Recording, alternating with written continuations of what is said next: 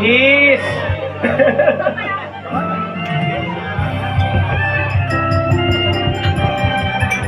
Ay, may naririnig ako.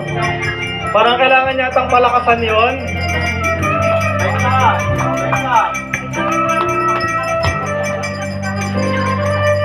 Sa tradisyon natin, pag may narinig tayong kumakalanseng, alam mo na ang ibig sabihin nun.